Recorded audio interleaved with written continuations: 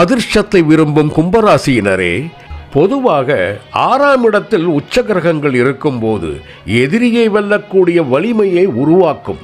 6இல் குரு ஊரில் பகை என்பது பழமொழி. 6இல் குரு வரும் காலங்களில் ஊரில் கடன் வாங்கி பகையை அதிகரிப்பார்கள், அல்லது கடன் சுமை காரணமாக நோய்கள் கூடும். தொழில் உத்தியோகத்தால் நிம்மதி குறையும். மேலும் லக்னாதிபதியுடனோ தசாநாதனுடனோ 6ஆம் அதிபதியுடன் ஏதேனும் ஒரு வகையில் சம்பந்தம் ஏற்பட்டிருந்தால் கடன், நோய், எதிரிகள் சார்ந்த பிரச்சனைகள் போன்றவை ஜாதகரின் கட்டுப்பாட்டுக்குள் இருக்காது.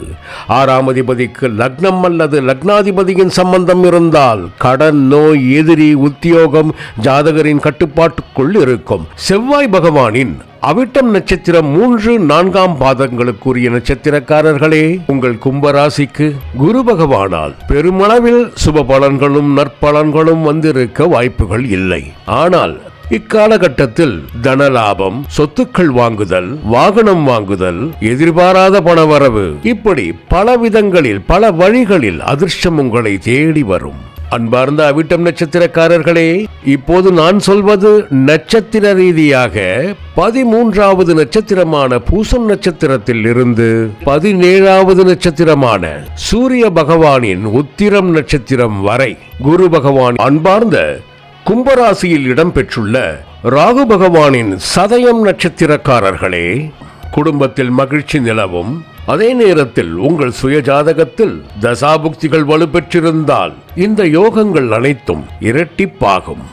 மிகப்பெரிய அளவில் விபரீத ராஜயோகம் கிட்ட அதிக அளவு வாய்ப்புள்ளது. திருமண முயற்சி வெற்றி தரும். திருமண தடைகள் அகலும்.